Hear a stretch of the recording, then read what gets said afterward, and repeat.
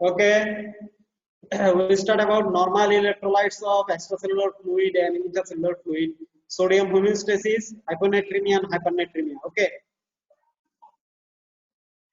So first, in my previous class, I will told you the electrolytes are the molecules that will dissociate in the water and ultimately form cation and anion. Okay. They are sodium, potassium, chloride, bicarbonate, etc. And the electrolytes of the extracellular fluids are sodium, potassium, calcium, and magnesium, and chloride, bicarbonate, and protein. Okay, আমি তোমাদের কি বলেছিলাম যে you must know the normal level, that means the lower level and the upper level, মানে that means normal limit. You must know the normal limit of the electrolytes. Okay, ওই যে একজন question করছিল আমাকে যে স্যার ইলেকট্রোলাইট প্রোফাইল কি, ঠিক আছে? ইলেকট্রোলাইট প্রোফাইল যদি আসে তোমাদের পরীক্ষায় তখন তোমাকে নরমাল ইলেকট্রোলাইট গুলো লিখতে হবে। Sodium, potassium, calcium, chloride, bicarbonate, calcium না, sodium, potassium, chloride, bicarbonate. Okay, sodium, potassium, chloride and bicarbonate, এগুলো তোমাকে লিখতে হবে। ওকে, now we see the electrolyte of intercellular fluid. Electrolyte of the intercellular fluid. Electrolyte of intercellular fluids are sodium, potassium, magnesium. These are the cations, and the anions are phosphate, bicarbonate, and protein. Total anion and total cation is equivalent, that is 200 milliequivalent per liter. এবং এখানেও দেখো extracellular fluid total anion and total cation is equivalent, that is 150 milliequivalent per liter. এখন কি তোমাদের মনে কোনো question আসে না যে স্যার ইসিএফ এবং আইসিএফ দুইটাতেই ক্যাটায়ন এবং অ্যানায়ন সমান কেন? Why they are equivalent? তোমাদের মনে কি কোশ্চেনটা আসছে নাকি আমি তোমাদের মনের কথা বলে দিলাম যে total anion and total cation is equivalent? কেন তারা ইকুইভ্যালেন্ট না হয়ে যদি ক্যাটায়ন বেশি থাকে, যদি অ্যানায়ন কম থাকে, any problem? Is there any problem? কোনো সমস্যা হবে?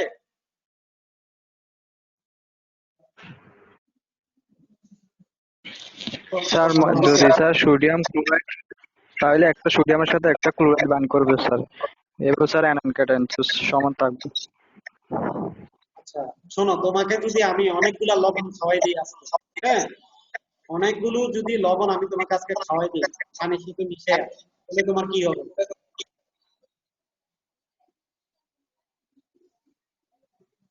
স্যার ভলিউম স্যার 2 মুঠ লবণ, আমি তোমাকে আবার বলি শোনো, 2 মুঠ লবণ আমি পানির সাথে অল্প একটু পানির সাথে গুলে তোমাকে খাওয়াই দিলাম, any problem? Must be problem. Hypernatremia, সোডিয়ামটা কি করবে? তোমার বডিতে বেড়ে যাবে না? কতক্ষণ পরে তুমি মাথা ঘুরে পড়ে যাবে। 3% সোডিয়াম ক্লোরাইড, আমরা কি বলছি? This is a hypertonic solution. এই 3% সোডিয়াম ক্লোরাইড যদি তুমি ভুলভাবে কোনো রোগীকে দাও না বুঝা, ঠিক আছে, যে একটা রোগীর হাইপোনেট্রিমিয়া হয়ে গেছে, খুব বেশি পরিমাণে 3% সোডিয়াম ক্লোরাইড দাও, তাহলে কি হবে? পেশেন্টের কোমায় চলে যায়, পেশেন্ট মারা যাবে, সেরিব্রাল এডিমা হয়ে পেশেন্ট শেষ। কথাটা বুঝতে পারছি? এই কারণে to maintain proper electrolyte balance, total anion and total cation must be equal. Total anion and total cation must be equal. Okay. আবার মনে করো তোমার খুব বেশি বমি হলো, you are suffering in excessive vomiting, you are suffering excessive vomiting, অনেক বেশি পরিমাণে তুমি বমি করবা, তখন কি হবে? হাইপোনেট্রিমিয়া হবে। So it has a very complicated sequence in your body. It will cause a complicated sequences in your body. তোমার বডিতে অনেক কমপ্লিকেটেড সিকোয়েন্স তৈরি হবে। স্যার হাইপারনেট্রিমিয়াতে কি ভমিটিং হতে পারে স্যার? হাইপারনেট্রিমিয়া না, হাইপোনেট্রিমিয়াতে ভমিটিং হয়, ঠিক আছে? হাইপারনেট্রিমিয়ার কজ কি? কোশ্চেন যে কলা হয় ওটাতে cause of the hypernatremia excessive infusion of sodium chloride rich fluid, excessive infusion of sodium rich fluid, যদি তোমরা খুব বেশি পরিমাণে আমি সোডিয়াম রিচ ফ্লুইড দিতে, সেক্ষেত্রে হাইপারনেট্রিমিয়া, ঠিক আছে? আর হাইপারনেট্রিমিয়া যদি হয় তোমার বডিতে মেইনলি কি হবে? It will causes increased volume overload, ultimately causes pulmonary edema. শ্বাস নিতে কষ্ট হবে। বমি না, এটা শ্বাস নিতে তোমার কষ্ট হবে, ব্রেথলেসনেস হবে, এডিমা হবে। বুঝতে পারছি? ওকে, now we start about sodium homeostasis.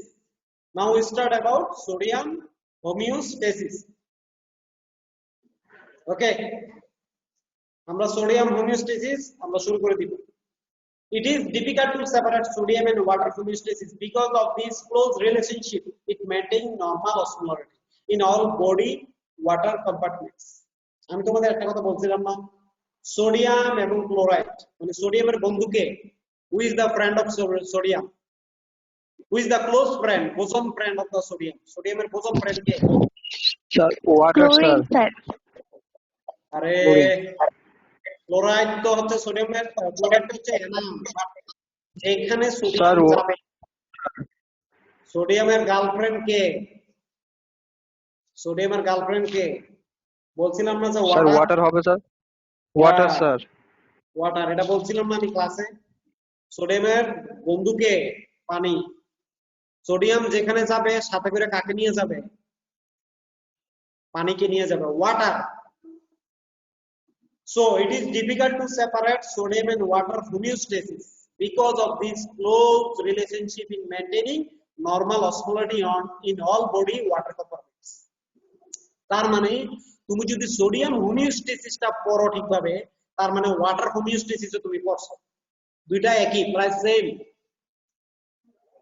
So disorder of the ECF volume, এই যে দেখো ECF, extracellular fluid volume are due to disturbance in sodium balance. কথাটা বুঝতে পারছো?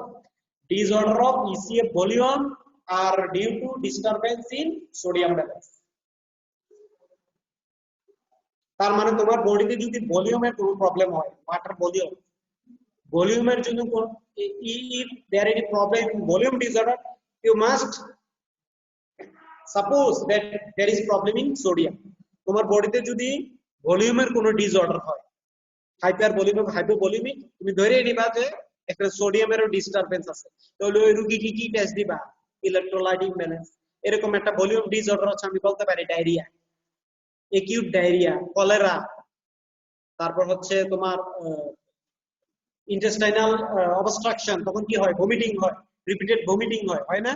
তারা তখন কি হচ্ছে? আমার বডি থেকে ভলিউম বের হয়ে যাচ্ছে অথবা ভলিউম বাড়তেছে কোনো কারণে। তাহলে আমি ওই রোগীটাকে কি টেস্ট দিব? ইনভেস্টিগেশন কি দিব?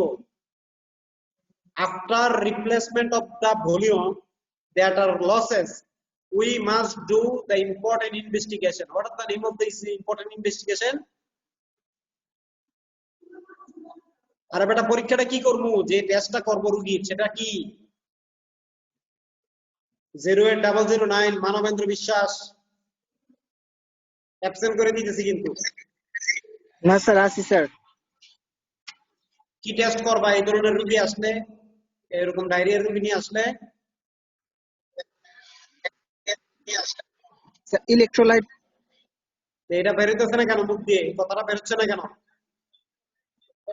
এগুলো তো বাইবেতে জিজ্ঞেস করা হবে, জন হোমিওস্টেসিস দেওয়া হবে। Electrolyte profile, total electrolyte profile. কেন? আমার তো অসমোলারিটি বের করতে হবে, পেশেন্টের অসমোলারিটি বের করতে হবে না? যে পরিমাণ ওয়াটার লস হয়েছে বা ওয়াটার গেইন হয়েছে সেটা নির্ণয় করার জন্য we must need to identify the osmolarity. Okay, so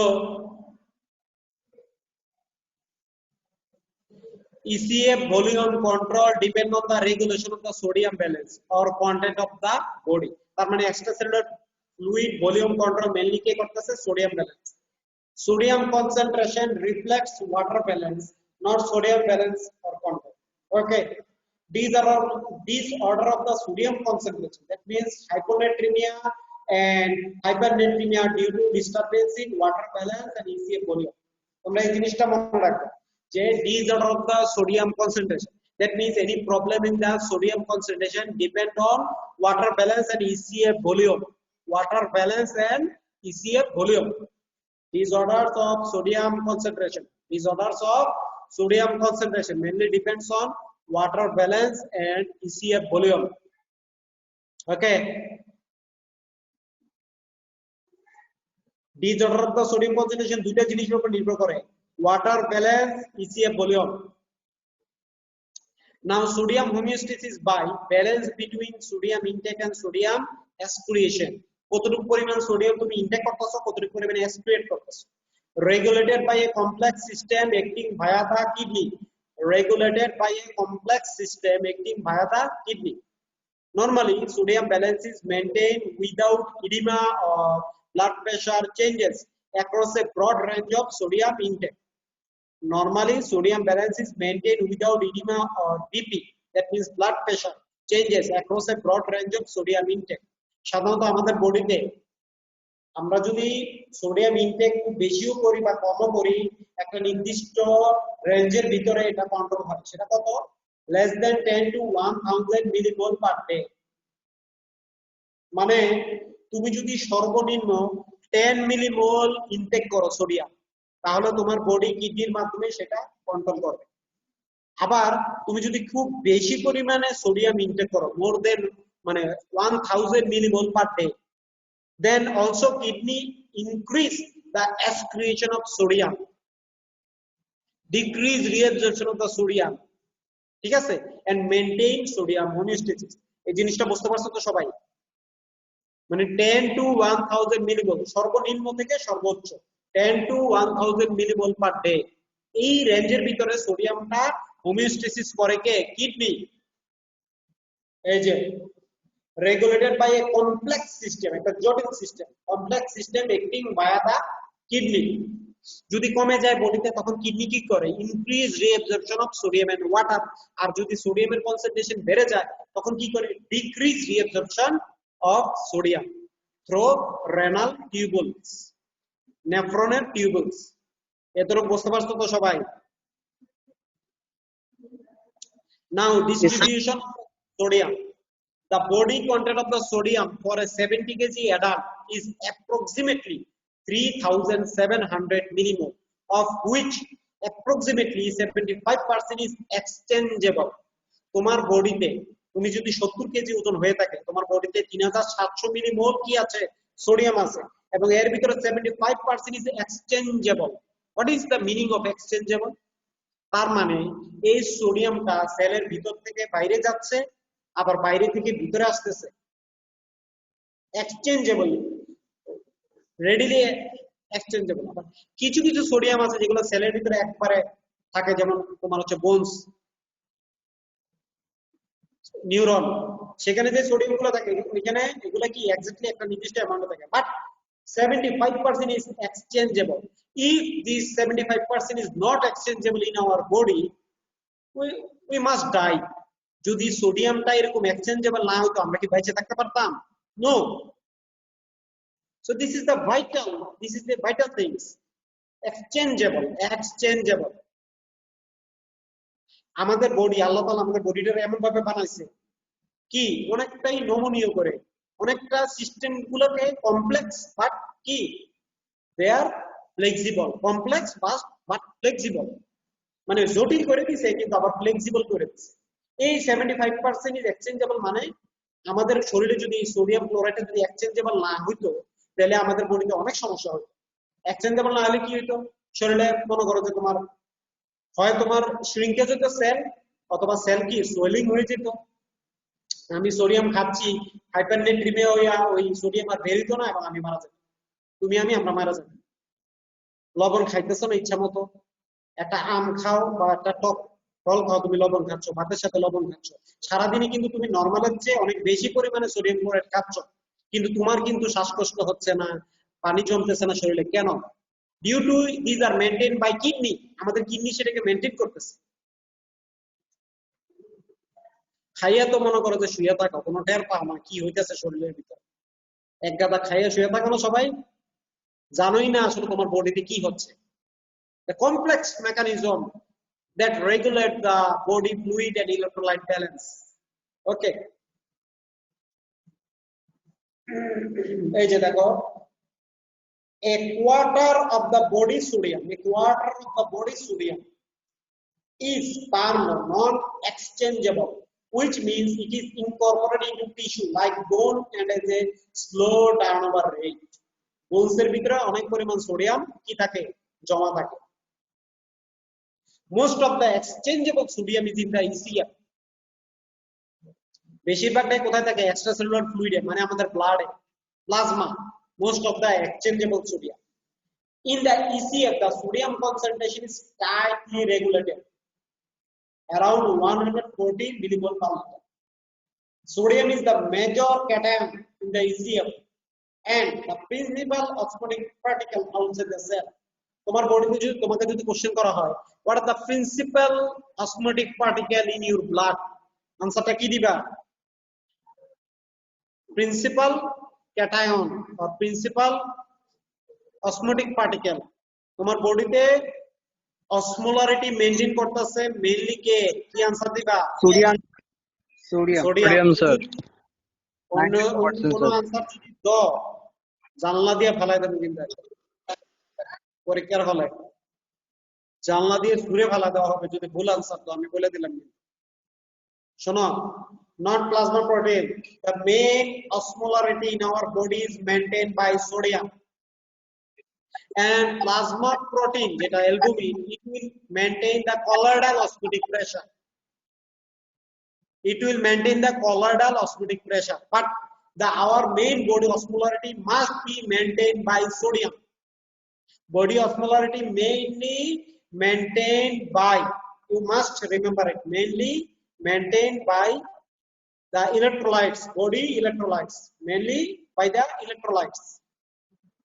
There are sodium, chloride, potassium, এরা মেইনটেইন করে মেইনলি সোডিয়াম, আর খুব অল্প পরিমাণে মেইনটেইন করে কে, colloid, this are the albumin. এই কারণে কারো যখন ব্লিডিং হয়, কারো যখন ভমিটিং হয়, আমরা কি তাকে কলয়েড দেই? No, we give this patient crystalloid solution, যেমন 0.9% সোডিয়াম ক্লোরাইড, হার্টম্যান সলিউশন, এগুলো দিই আমরা। এই ভুল আর কখনো করবা না, not the colloid, plasma protein না, ক্রিস্টালয়েড, এটা the sodium. Okay, next, sodium balance.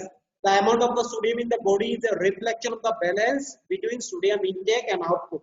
Sodium intake depends on the quantity and type of food intake. Okay, the average daily intake in adult is 50 to 200 millimole through food, drink and added salt. 50 থেকে 200 millimole আমরা intact করি কিসের মাধ্যমে? Food, drink এবং salt. Now there is three primary routes for losses of the sodium. Ki? Gastrointestinal tract, skin and the urine. GIT loss, gastrointestinal loss is দেখো কতটুকু, from fecal water aspiration is only 100 to 200 milliliter per day, and fecal sodium only 1 to 2 millimole per day. খুব অল্প পরিমাণে ফিসিসের সাথে বের হয়। However, the total volume of the GI fluid secretion is large, 8 liter per day. But almost all this volume is normally reabsorbed. বিভিন্ন ধরনের gastric juice, pancreatic juice secretion হচ্ছে, কিন্তু বেশিরভাগগুলো কি হচ্ছে? রিঅ্যাবজর্ব হচ্ছে। এই কারণে ফিসিসের সাথে almost 1 to 2 millimole per day loss হচ্ছে sodium. Now the skin loss. The sodium content of the sweat averages about 50 millimole per liter, but is somewhat variable. The sweat is decreased by aldosterone and increase in cystic fibrosis. The rate of the sweat production is highly variable. এই কারণে সোয়েটের সাথে যে সোডিয়ামের লসটা সেটাও variable. This is mainly depend on the temperature, the atmosphere. গরমের সময় sweating বেশি হবে। In the winter period there is decrease the sweating, so there is decreased losses of the sodium through sweat in winter period, but in the summer period this is increase. Okay, kidney loss. The major road of the sodium aspiration is through the kidney. Furthermore, the urinary sodium aspiration is carefully regulated for sodium homeostasis. Body sodium homeostasis maintain করার জন্য kidney অনেক কাজ করে। Mainly this is the regulated by the kidney, এবং লসও হচ্ছে কিডনির মাধ্যমে বেশিরভাগ। ওকে, So serum sodium varies between 136 to 145 millimole অথবা 135 to 145 millimole in healthy individuals. তার মানে আমাদের বডিতে এই রেঞ্জের ভিতরে সোডিয়ামটা কি করে ওঠানামা করে। The usual sodium excretion level in the urine varies from 30 to 280 millimole per day. এটাও ভেরি করে, তুমি যদি বেশি ইনটেক করো তাহলে বেশি পরিমাণে বের হবে, কম ইনটেক করলে কম পরিমাণে সোডিয়াম এক্সক্রিশন হবে ইউরিনের মাধ্যমে। সবাই এতটুকু পর্যন্ত বুঝছো তো? All of you understand till now? Yes, sir. Okay. G sir. So, regulation of the sodium balance. There are multiple regulatory mechanisms have evolved to control the excretion of sodium. Through the operation of these regulatory mechanisms, the amount of the sodium excreted is adjusted to equal the amount ingested over a wide range of dietary intakes. The dietary intake er upore maintain kore. So urinary sodium output ranges from less than 1 millimole per day. Sodium intake is variable, a range of less than 100 millimole per day to more than 300 millimole per day. So একটা জিনিস তোমরা মনে রাখবা, sodium losses are just as a variable. Usually urinary sodium matches sodium intake. তার মানে কোনো patient যদি বেশি ক্রনিক ইলেকট্রোলাইট ইমব্যালেন্সে ভোগে বা সোডিয়াম ইমব্যালেন্স হচ্ছে, তার ক্ষেত্রে আমরা কি দেখবো জানো? 24 আওয়ার ইউরিনারি সোডিয়াম। এটা দেখলে আমরা অনেক কিছু, অনেক ডিজিজ নির্ণয় করতে পারবো। এই যে দেখো, most sodium excretion is via the kidney. তোমার বেশিরভাগ সোডিয়াম এক্সক্রিটেড হচ্ছে কিডনির মাধ্যমে। তাহলে ওই রোগীটার যদি 24 ঘন্টার ইউরিন কালেকশন করে, ওই 24 আওয়ার ইউরিন আমরা ল্যাবরেটরিতে দেখি যে কি পরিমাণ সোডিয়াম বের হচ্ছে, তাহলে কি আমরা বের করতে পারবো না তার সোডিয়াম লস কি বেশি হচ্ছে না কম হচ্ছে? পারবো? জি স্যার। এই কারণে আমরা এই ধরনের রোগীকে কি টেস্ট দেই এটা জানতে হবে। 24 আওয়ার ইউরিনারি সোডিয়াম কি দেই? 24 আওয়ার urinary sodium. Okay.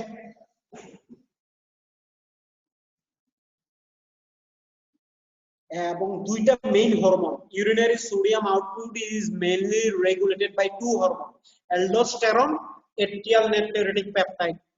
নিজের নাম ভুললে যাবে, কিন্তু এই দুইটা যাতে না ভুলো, মনে থাকবে তো? কি বলছি? তুমি তোমার নাম ভুললে যাও, কোনো সমস্যা নাই, তোমার নাম আমরা খুঁজে বের করব, কিন্তু এই দুইটা হরমোনের নাম তোমার ভুলে যাবে। একটা নাম কি? অ্যালডোস্টেরন, আর হচ্ছে atrial natriuretic peptide. These two hormones solely control the urinary sodium output, or urinary sodium output is regulated by these two hormones, aldosterone and atrial natriuretic peptide. মনে থাকবে তো?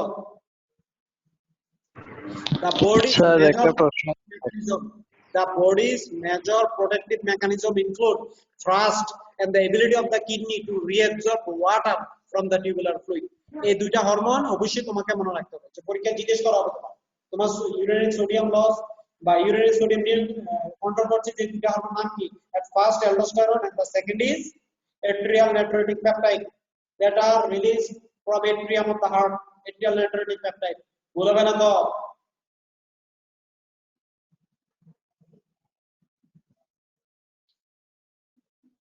এবং রেগুলেশন অফ দা সোডিয়াম তুমি দেখো কি কি regulation হচ্ছে। First sir, the second is atrial natriuretic peptide, the third is baroreceptor mechanism, then other hormone, estrogen, progesterone, glucocorticoids. Estrogen enhance sodium reabsorption, progesterone decreases sodium reabsorption, and glucocorticoid enhance sodium reabsorption. Okay, regulation of sodium.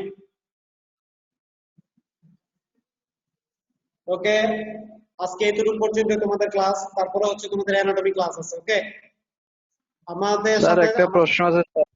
হ্যাঁ বলো, কি question? Sir হঠাৎ করে sir মানুষের sir মানে প্রস্রাব বন্ধ হয়ে যায়, এটা কি কারণে স্যার? প্রস্রাব বন্ধ হওয়ার তো অনেক কারণ আছে। এটা হচ্ছে pre renal cause, renal cause, post renal cause. যেমন প্রি রেনাল কজ বলতে কি, হঠাৎ করে যদি কারো খুব বেশি পরিমাণে ব্লিডিং হয়, এক্সেসিভ সোয়েটিং, এই যেমন মনে করো কেউ যদি মরুভূমিতে থাকে বা প্রচন্ড গরমে কাজ করে, তার ক্ষেত্রে কি হবে, এক্সেসিভ সোয়েটিং এর কারণে প্রস্রাব বন্ধ হয়ে যেতে পারে, বা একদম এনিউরিয়া হইতে পারে, অলিগুরিয়া হইতে পারে, ঠিক আছে। এটা একটা কথা। এক্সেসিভ ব্লিডিং, খুব বেশি পরিমাণে ব্লিডিং যদি হয়, এক্সেসিভ ডায়রিয়া, এক্সেসিভ ভমিটিং। তারপর হচ্ছে তোমার রেনাল কজ। রেনাল কজের ভিতরে কি আছে, রেনাল কজ হতে পারে যদি কোনো কারণে স্টোন, ইনফেক্টেড স্টোন, স্টোন যদি থাকে কিডনিতে, সেক্ষেত্রে হতে পারে acute shutdown of the kidney due to nephrotoxic drug. কেউ যদি কোনো নেফ্রোটক্সিক ড্রাগ ইনটেক করে, মানে এমন একটা ওষুধ খেলো যেটা কিডনিকে একিউট শাটডাউন করলো, যেমন gentamicin, this is antibiotic that causes acute shutdown of the kidney, সেক্ষেত্রেও কি হতে পারে, ইউরিন প্রোডাকশন বন্ধ হয়ে যেতে পারে। তারপর আছে পোস্ট রেনাল। পোস্ট রেনাল কি, যে ইউরেটার আছে, ইউরেটারের ভিতরে যদি কি থাকে, স্টোন থাকে, তখন ইনফেক্টেড স্টোন থাকলে কি হবে, ইউরিন আসতে পারবে না, ঠিক আছে। তারপর আর কি হইতে পারে, টিউমার। টিউমার যদি চাপ দিয়ে থাকে, ঠিক আছে, ইন্টেস্টাইনাল টিউমার, হ্যাঁ, মেটাস্টেসিস, কার্সিনোমা, এইসব ক্ষেত্রে হইতে পারে। তারপর হচ্ছে তোমার কি, যে মনে করো তোমার যে urethra, urinary bladder, urinary bladder যদি স্টোন থাকে, ক্রনিক সিস্টাইটিস থাকে, তখন কি হয়, অনেক পাস জমা হয় ইউরিনারি ব্লাডারে, সে পাস জমা হয়, ইউরিন আসতে দেয় না, এসব কারণে হইতে পারে, অনেক কারণ আছে। ওকে, এনি কোশ্চেন? আর কারো কোনো কোশ্চেন আছে? তোমাদের নেক্সট ক্লাস অ্যানাটমি। ওকে।